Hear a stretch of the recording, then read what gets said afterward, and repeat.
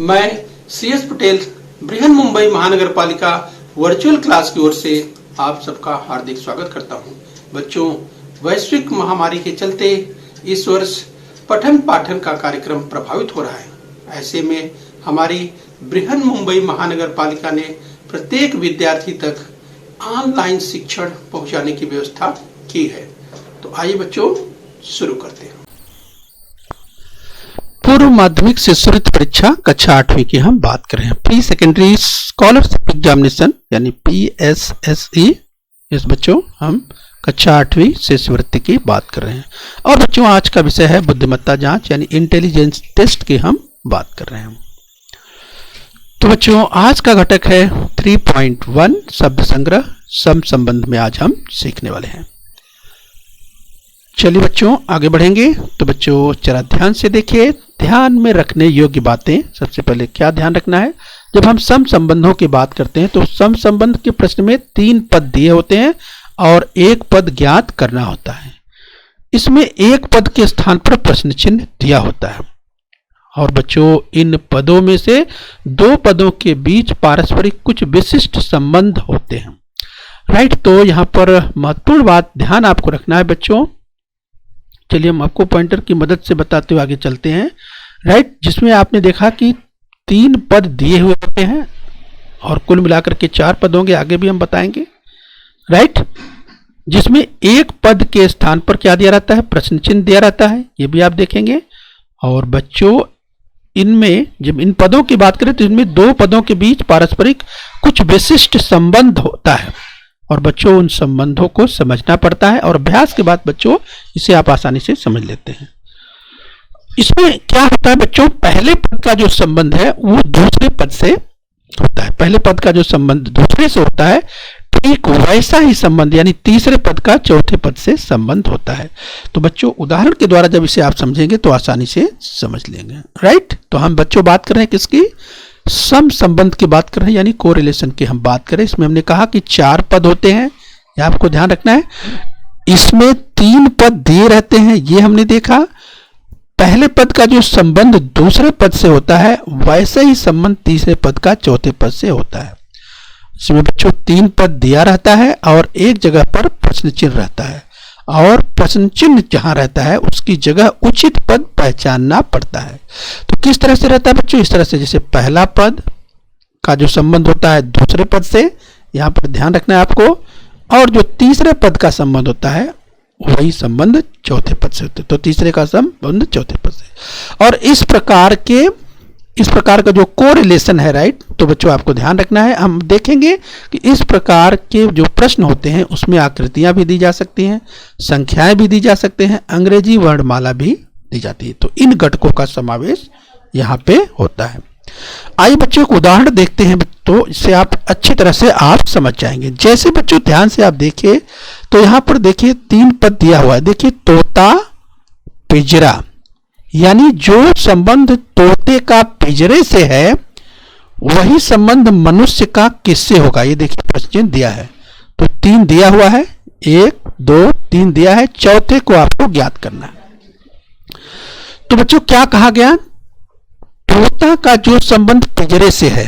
तो बच्चों आप सोचिए कि तोता का जो संबंध पिंजरे से है, तो बच्चों आप सोचेंगे यहां पर कि तोता पिंजरे में रहता है तो मनुष्य का संबंध किससे होगा। तो कुछ विद्यार्थी क्या सोच सकते हैं कि तोता पिंजरे में रहता है, तोता पिंजरे में रहता है तो मनुष्य कहाँ रहता है, घर में रहता है, और सोचेंगे यही तो सही है। लेकिन बच्चों इतनी जल्दी निर्णय तुरंत नहीं ले लेना। ध्यान रखिए बुद्धिमत्ता का प्रश्न है बच्चों, यहाँ पर आपको ध्यान देना पड़ेगा और इस तरह से जल्दबाजी में निर्णय लेंगे तो गलत हो सकता है। इसलिए बच्चों जरा ध्यान से आपको समझना है कि तोता पिंजरे में है तो मनुष्य का संबंध वही संबंध किससे होगा, घर से होगा कि जंगल से होगा कि जेल से होगा कि शहर से होगा। राइट, तो जो आप सोचिए कि तोता पिंजरे में है तो आपको सोचना होगा कि तोता पिंजरे में है, तोता पिंजरे में कैद किया जाता है। बच्चों तोता पक्षी जो है वह अपनी स्वयं की इच्छा से पिंजरे में तो नहीं रहता, उसे कैद करके रखा जाता है। राइट, तो इसीलिए बच्चों मनुष्य को कैद करके कहां रखा जाता है? बच्चों जेल में रखा जाता है। तो इसका जो सही विकल्प है वो तीसरा होगा, पहला नहीं होगा। राइट। तो ये आपको ध्यान रखना है कि कोई भी प्राणी जो है अपनी इच्छा से इस बच्चों इस तरह से तो जेल में नहीं रहेगा, अर्थात कैद में तो नहीं रहेगा। यस, सभी स्वतंत्र रहना चाहते हैं। तो इसलिए बच्चों इसे इस हिसाब से सोचना है। राइट, कि तोते को पिंजरे में कैद करके रखा जाता है, तो मनुष्य को कैद करके जेल में रखा जाता है। और जो सही विकल्प तीसरा है, पहला नहीं है।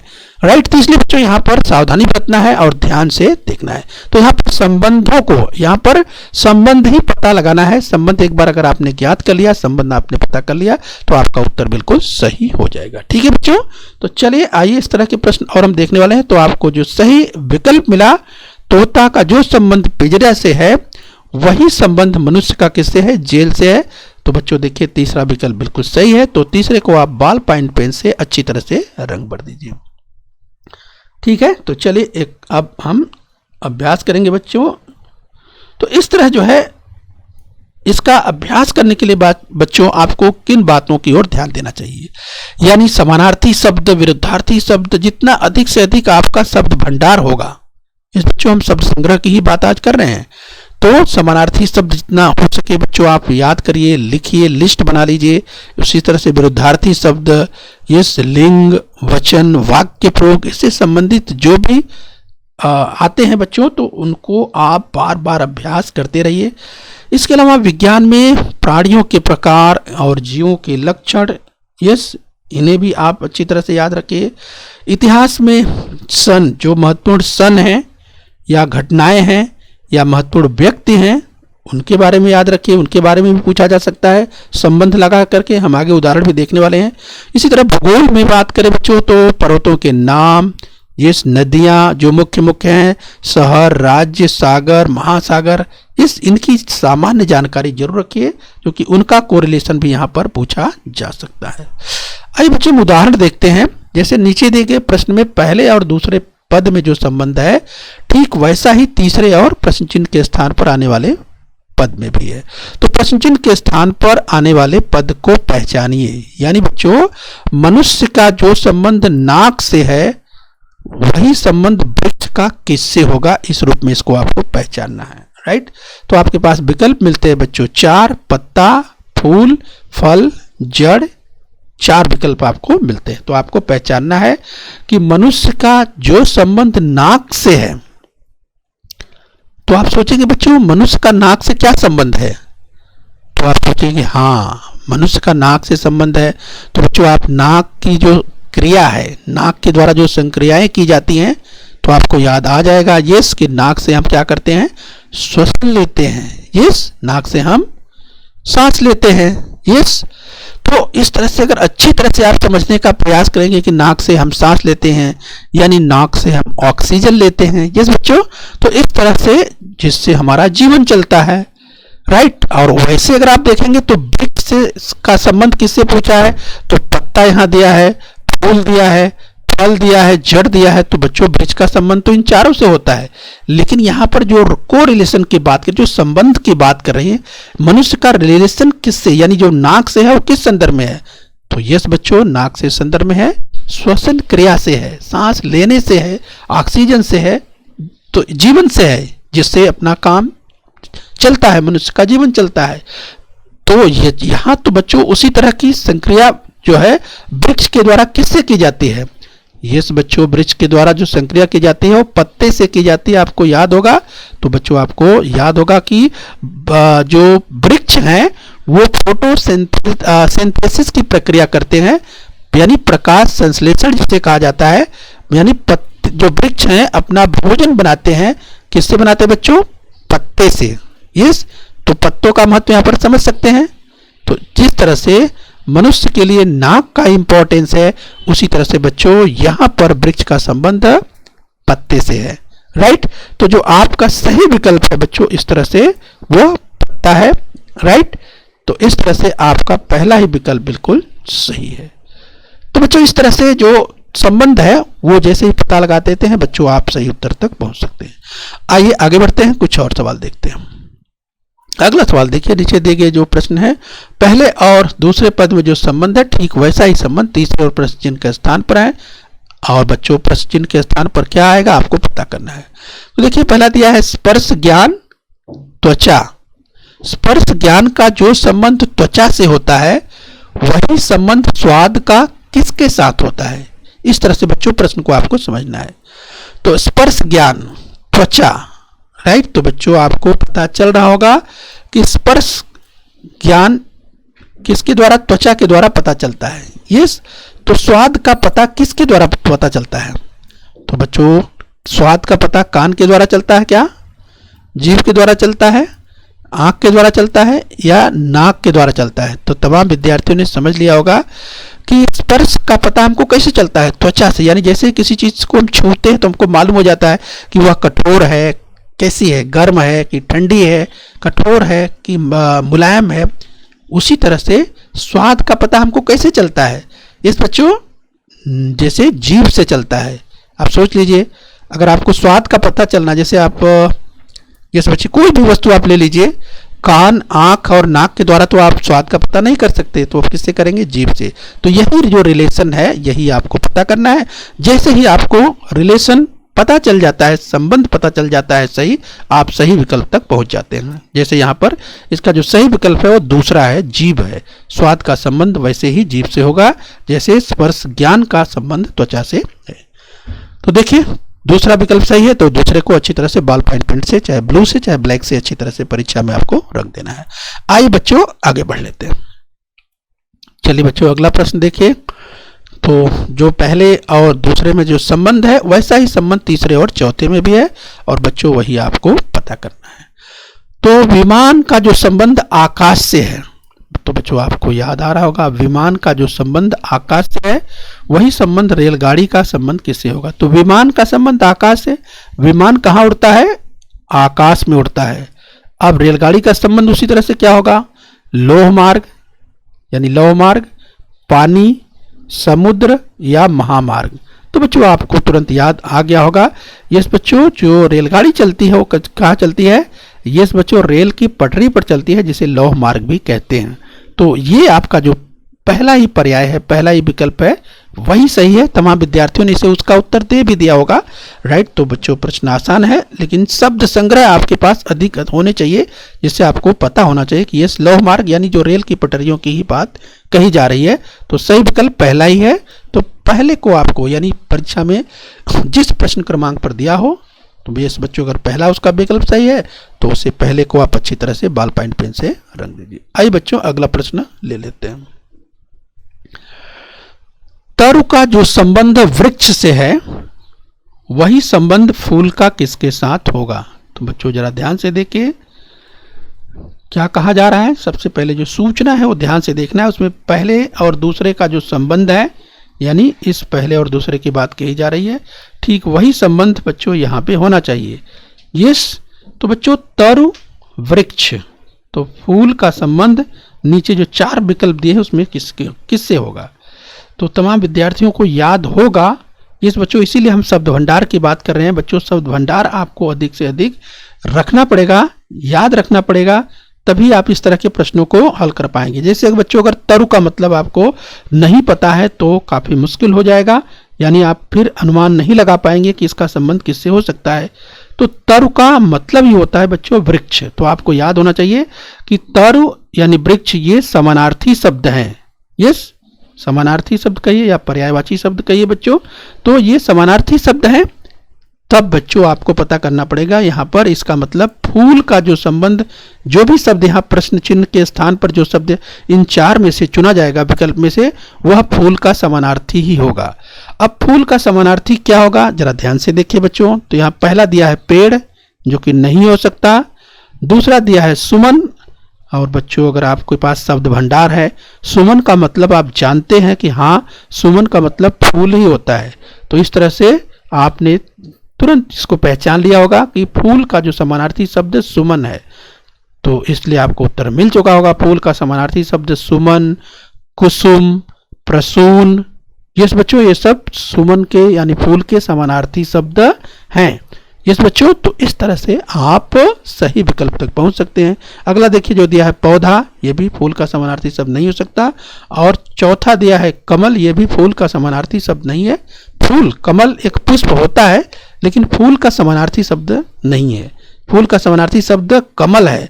अब कुछ बच्चे जिनको अगर तरु का मतलब नहीं मालूम होगा तो वो अंदाज लगाएंगे, तरु वृक्ष देखेंगे, फूल देखेंगे, बोले हाँ फूल यहाँ कमल दिया है, चलो हो गया, और बोलेंगे कि हमने तो सही कर दिया है।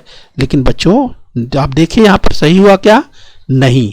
यस बच्चों, फूल दिया है, यहाँ पर कमल दिया है, तो कमल का फूल तो होता है लेकिन फूल का समानार्थी कमल नहीं होता, फूल का समानार्थी सुमन होता है। ठीक है, तो बच्चों ये बुद्धिमत्ता का प्रश्न है। बहुत जल्दी से तुरंत आप मत इसे सोचिए कि देखते ही इसका उत्तर आ गया, नहीं, थोड़ा सा रुकिए, समझिए और इसके बाद आप निर्णय लीजिए कि कौन सा उत्तर यानी कौन सा विकल्प बिल्कुल सही होगा। ठीक है, और बच्चों यह बार बार अभ्यास के द्वारा इस तरह के प्रश्नों को आप आसानी से कर पाएंगे। और बच्चों तो लगातार परिश्रम करेंगे, लगातार अभ्यास करेंगे, लगातार सराव होगा तो इस तरह के प्रश्नों को आप आसानी से हल कर सकते हैं। तो देखा बच्चों, इसका जो सही विकल्प है वो सुमन है और दूसरा इसका विकल्प सही है, तो दूसरे को आप बॉल पॉइंट पेन से रख दीजिए। आइए बच्चों आगे बढ़ते हैं। अगला देखिए, नीचे दिए गए प्रश्न में पहले और दूसरे पद में जो संबंध है ठीक वैसा ही संबंध तीसरे और प्रश्न चिन्ह के स्थान पर है। तो प्रश्न चिन्ह के स्थान पर क्या आएगा वही पता लगाना है। नाटक का जो संबंध दर्शक से है वही भाषण का संबंध किससे होगा? तो बच्चों नाटक, यस तो याद कीजिए, नाटक को देखने के लिए दर्शक लोग आते हैं। यस बच्चों, नाटक को देखने के लिए संबंध पता करिए बच्चों, आपको संबंध पता करना है, संबंध जोड़ना है। पहले और दूसरे पद में जो संबंध है वही जोड़ लीजिए। तो नाटक में क्या होता है? नाटक में दर्शक नाटक देखने के लिए आते हैं, नाटक में दर्शक आते हैं या दर्शक नाटक देखने के लिए जाते हैं। ठीक ऐसे ही आपको पता करना है। अब भाषण, यानी भाषण क्या होता है बच्चों? भाषण सुना जाता है। तो भाषण जब सुना जाता है बच्चों तो यानी इसमें जो आते हैं वो कौन आते हैं? श्रोता आते हैं। राइट, इस तरह से अगर आप बच्चों इसको कोरिलेट करेंगे, संबंध जोड़ेंगे, नहीं तो भाषण का संबंध अगर आप देखेंगे बच्चों तो रंगमंच के माध्यम से भी भाषण किया जाता है, श्रोता भी, इसका भी संबंध भाषण से, जो बोलता है वक्ता है उसका भी संबंध भाषण से हो सकता है, और सभा में तो भाषण होता ही है। तो आप सोचेंगे इस तरह से चारों ही शब्द मिलते जुलते हैं तो आखिर उत्तर कहां से हमको मिलेगा? उत्तर आपको निकालने के लिए बच्चों कोरिलेट करना पड़ेगा, ये उसका सह संबंध देखना पड़ेगा जैसा पहले और दूसरे पद का है। तो नाटक को देखने के लिए दर्शक आते हैं, तो उसी तरह से भाषण को, यस बच्चों, भाषण को सुनने के लिए, भाषण देखिए बच्चों क्या होता है, भाषण ये जो दिया जाता है उसे सुना जाता है और भाषण सुनने के लिए श्रोता, यस बच्चों, तो इसीलिए आपका जो सही विकल्प होगा वो श्रोता होगा। तो इस तरह से अपने सही विकल्प तक आप पहुंच सकते हैं और सही विकल्प होगा दूसरा। तो जो नाटक का संबंध दर्शक से है वही संबंध भाषण का श्रोता से होगा, यानी दूसरा। तो देखा बच्चों, इस तरह से आप अपने सही विकल्प तक पहुंच सकते हैं। आइए बच्चों आगे बढ़ते हैं। तो चलिए बच्चों एक प्रश्न और देख लेते हैं, जरा ध्यान से देखिए। पहले और दूसरे में जो संबंध है ठीक वैसे ही तीसरे और प्रश्न चिन्ह के स्थान पर है। 2 अक्टूबर महात्मा गांधी, तो 14 अप्रैल का संबंध किससे होगा? बच्चों यहाँ पर जो दिया है Pandit Jawaharlal Nehru, doctor Radhakrishnan, doctor APJ Abdul Kalam और डॉक्टर बाबा साहेब अम्बेडकर। तो बच्चों हमने कहा कि 2 अक्टूबर महात्मा गांधी, बच्चों तमाम विद्यार्थियों को तो याद होगा कि हाँ 2 अक्टूबर को महात्मा गांधी जी की क्या मनाई जाती है? यस बच्चों, जयंती मनाई जाती है। तो तमाम विद्यार्थियों को याद होगा कि अब बच्चों आपको ध्यान रखना है कि 2 अक्टूबर 1869 को पोरबंदर गुजरात में महात्मा गांधी जी का जन्म हुआ था। तो बच्चों थोड़ी माहिती याद रखिए, थोड़ी जानकारी भी आप जरूर रखिए। यस बच्चों, तो आप 14 अप्रैल, ऐसे ही 14 अप्रैल बच्चों, तो 14 अप्रैल को भी तो आपको याद होगा कि 14 अप्रैल को बच्चों जन्म हुआ था। 14 अप्रैल 1891 को बच्चों डॉक्टर बाबा साहेब अम्बेडकर का जन्म हुआ था। 14 अप्रैल 1891। जिस बच्चों महू जो कि सेंट्रल प्रोविंस ब्रिटिश इंडिया के समय का था और वर्तमान समय में डॉक्टर अम्बेडकर नगर है बच्चों, इंदौर जिला है। मध्य प्रदेश के इंदौर जिले में डॉक्टर अंबेडकर नगर, जो कि वर्तमान समय में उसका नाम है बच्चों, यहीं पर 14 अप्रैल 1891 में डॉक्टर बाबा साहेब अम्बेडकर का जन्म हुआ था। तो बच्चों इस तरह से आपको कोरिलेट करना है। क्या करना है? कोरिलेट करना है। 2 अक्टूबर को गांधी जयंती मनाई जाती है, महात्मा गांधी जी की जयंती, तो 14 अप्रैल को किसकी जयंती मनाई जाती है? और बच्चों वो है, सही उत्तर है डॉक्टर बाबा साहेब अम्बेडकर। तो इस तरह से अगर आप कोरिलेट करते हैं तो आप सही विकल्प तक पहुंच जाते हैं। तो चलिए बच्चों आगे हम ध्यान से अगला प्रश्न देख लेते हैं। तो चलिए, नीचे दिए गए प्रश्न में पहले और दूसरे में जो संबंध है वैसे ही संबंध तीसरे और प्रश्न चिन्ह के स्थान पर है। यहां पर बच्चों थोड़ा सा बदलाव आप देख सकते हैं। जैसा कि हमने कहा था कि 4 पद तो दिए रहते हैं, लेकिन बच्चों कभी कभी जो प्रश्न चिन्ह है वो घुमा करके आगे पीछे कर देता है। जैसे यहां पर देखिए, तीसरे स्थान पर प्रश्न दिया है, इसके पहले हमने जो देखा था चौथे स्थान पर होता था, तो यहां पर बदल दिया गया है, यानी न्यायालय। यहां देखिए न्यायालय, तो यहां पर इसका संबंध यानी जो आएगा विद्यालय से क्या होगा। तो बच्चों यहां पर देखना है कि इसको कैसे समझेंगे, इसको ऐसे समझेंगे, न्यायालय से न्याय मिलता है। न्यायालय में क्या मिलता है? न्याय मिलता है। तो विद्यालय में क्या मिलता है? अब देखिए विद्यालय में क्या मिलता है। विद्यालय में शिक्षक मिलता है। विद्यालय में तो शिक्षक रहते हैं, सही बात है। विद्यालय में शिक्षण मिलता है, यानी जो सीखते हैं, जिसे लर्निंग कहते हैं, जिसे अधिगम कहते हैं, जिस बच्चों वो मिलता है। विद्यालय में पुस्तक रहती ही है, विद्यालय में विद्यार्थी रहते हैं। तो इस तरह से आप देखेंगे सामान्य जो संबंध है विद्यालय से चारों विकल्प में है, लेकिन बच्चों जो कोरिलेट करके देखेंगे कि न्यायालय से न्याय मिलता है, उसी तरह से जो विद्यालय है उसका जो मुख्य उद्देश्य है वहां से जो आपको सीखने को मिलता है, और वो है टीचिंग, वो है शिक्षण, वो है लर्निंग, जिस बच्चों उसे कहते हैं शिक्षण। तो इसलिए दूसरा विकल्प सही होगा। इस तरह से बच्चों आप कोरिलेट करेंगे तब आप सही विकल्प तक पहुंच पाएंगे। ठीक है, जल्दबाजी में आपको निर्णय नहीं लेना है, खूब ध्यान से समझना है, सहसंबंध जो अच्छी तरह से पता करना है कि उनका संबंध क्या है, इसके बाद आपको निर्णय लेना है, फिर आप सही विकल्प तक पहुंच जाएंगे। अब यहां देखेंगे न्याय का जो संबंध न्यायालय से है वही संबंध शिक्षण का विद्यालय से है। इस विद्यालय से शिक्षण प्राप्त होता है। आइए बच्चों आगे बढ़ेंगे। अगला प्रश्न देखिए बच्चों, तो पहले और दूसरे में जो संबंध है ठीक वैसा ही संबंध तीसरे और प्रश्न चिन्ह पर है। तो राज्य वृक्ष आम, तो राज्य प्राणी क्या? तो बच्चों 4 विकल्प आपको दिया हुआ है। राज्य वृक्ष आम, तो राज्य प्राणी क्या? तो बच्चों तमाम विद्यार्थियों को याद आ रहा होगा इस बच्चों, यानी बच्चों हम महाराष्ट्र की ही बात कर रहे हैं। महाराष्ट्र का राज्य वृक्ष आम है, तो महाराष्ट्र का राज्य प्राणी क्या होगा? वाघ, सेकरू, सिंह या मोर?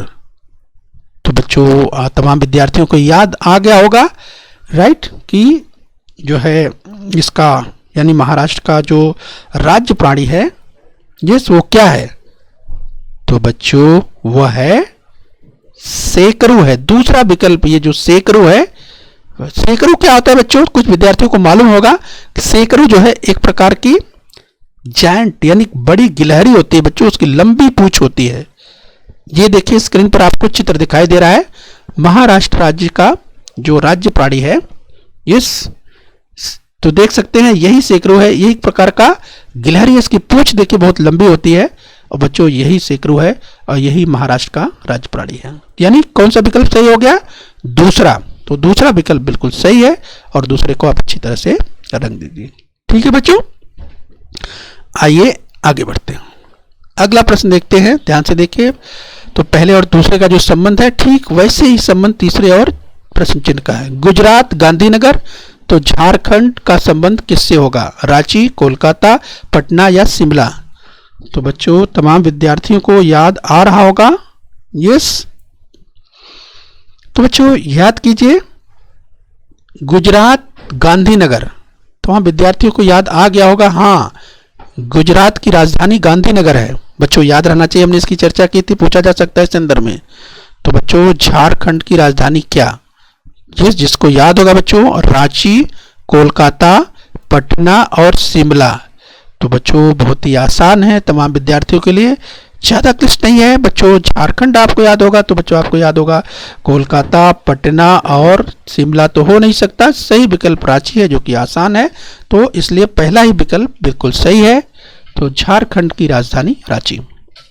आइए बच्चों आगे बढ़ते हैं, अगला प्रश्न देखते हैं। तो पहले पद का जो संबंध दूसरे है वही संबंध जो है तीसरे और पश्चिम से है। तो बच्चों यहाँ देखिए, सचिन तेंदुलकर क्रिकेट खेलते हैं। सचिन तेंदुलकर का जो संबंध क्रिकेट से है वही संबंध साइना नेहवाल का किससे है? बच्चों बहुत ही आसान प्रश्न है। सचिन तेंदुलकर क्रिकेट खेलते हैं, साइना नेहवाल इसमें से क्या खेलती हैं? बैडमिंटन, टेनिस, हॉकी या वेट लिफ्टिंग?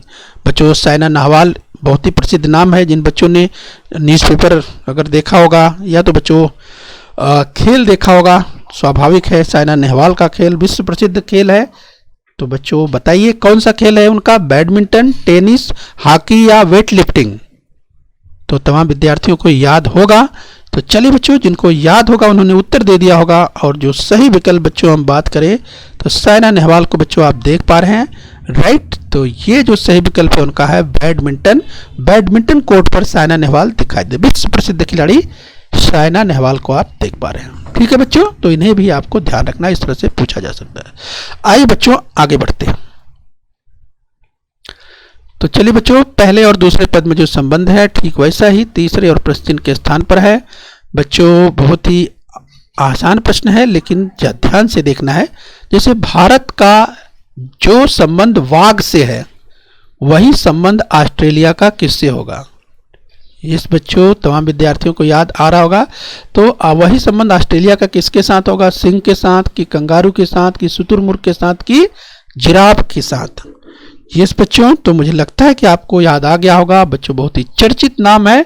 और यस बच्चों तमाम विद्यार्थियों ने उत्तर दे भी दिया होगा कि जो भारत का संबंध वाघ से है वही संबंध ऑस्ट्रेलिया का कंगारू से है। बहुत ही आसान सा प्रश्न, राइट। लेकिन बच्चों आपको ध्यान रखना है, ऐसे आसान प्रश्न भी अगर आपकी नज़र से चूकेंगे तो फिर गलत होने की संभावना हो जाएगी। इसलिए आसान प्रश्नों को भी बिल्कुल ध्यान से उन्हें अच्छी तरह से हल करना चाहिए, उनके उत्तर देना चाहिए।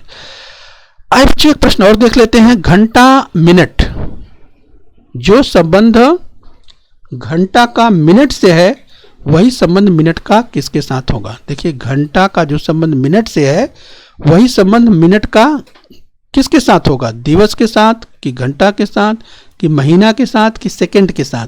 तो बच्चों आप क्या करेंगे, इसको देखेंगे, संबंध पता लगाएंगे। तो एक घंटा और मिनट आप देखें तो एक घंटा में 60 मिनट होते हैं। तो एक घंटा में 60 मिनट होते हैं, तो उसी तरह से एक मिनट में यहाँ पर क्या होंगे? यस, एक घंटा में 60 मिनट, तो एक मिनट में क्या? तब आपको तुरंत उत्तर मिल जाएगा। तो एक मिनट में 60 दिवस तो नहीं हो सकता, एक मिनट में 60 घंटे भी नहीं हो सकते, एक मिनट में 60 महीना भी नहीं हो सकता, एक मिनट में 60 सेकंड होते हैं। और यही चौथा विकल्प आपका उत्तर सही है। इस तरह से आप अपने सही विकल्प तक पहुंच सकते हैं। तो देखा बच्चों, इस तरह से चौथा विकल्प सही है। आइए एक सवाल और देख लेते हैं, जरा ध्यान से देखिए बच्चों। नीचे दिए गए प्रश्न में पहले और दूसरे पद में जो संबंध है वैसा ही तीसरे और चौथे में ही वही संबंध है। तो बच्चों ये ध्यान से देखिए, मुंबई महाराष्ट्र, तो किसका संबंध तमिलनाडु से होगा? पुणे, गुवाहाटी, बेंगलोर या चेन्नई? तो बच्चों याद कीजिए, ये राज्यों के नाम, राजधानियों के नाम याद करके रखना है, पूछा जा सकता है। ये तो मुंबई महाराष्ट्र की राजधानी है, मुंबई महाराष्ट्र की राजधानी है। तो बच्चों कौन सी राजधानी तमिलनाडु की है ये आपको पता करना है। तो तमिलनाडु की राजधानी क्या है? पुणे है क्या? गुवाहाटी है क्या? बेंगलोर है क्या? चेन्नई है क्या? तमाम विद्यार्थियों को याद आ गया होगा। ये तमिलनाडु की राजधानी है चेन्नई। यस बच्चों, चेन्नई। इसका पुराना नाम बच्चों मद्रास था। यस, तो अभी इसका नाम चेन्नई है, राइट। तो ध्यान रखना है बच्चों, तमिलनाडु की राजधानी चेन्नई। तो इस तरह से कौन सा विकल्प सही हुआ? तो सही विकल्प हुआ चौथा, तो बॉल पॉइंट पेन से बच्चों, चाहे ब्लू या ब्लैक जो भी इस्तेमाल करिए, बॉल पॉइंट पेन से बच्चों आपको आंसर देना है और अपने आंसर शीट में जो भी प्रश्न क्रमांक होगा, अगर चौथा विकल्प सही है तो चौथे को अच्छी तरह से आपको रंग देना है। तो इस तरह से सतत लगातार अभ्यास के द्वारा आप सभी प्रश्नों के उत्तर आसानी से दे सकते हैं। बुद्धिमत्ता में बच्चों अंक आपको बहुत अच्छे मिलेंगे। बस खेल खेल में आप खूब अभ्यास कीजिए और बिल्कुल प्रसन्न रहिए, खुश रहिए और अपने स्वास्थ्य का ध्यान रखिए। ओके बच्चों। बृहन मुंबई महानगर पालिका के इस चैनल को सब्सक्राइब कर लीजिए और बेल आइकन प्रेस कर लीजिए। तो बच्चों, हम उम्मीद करते हैं यहाँ तक आपने समझ लिया है। आगे फिर मिलेंगे। आज के लिए इतना ही। Thank you very much.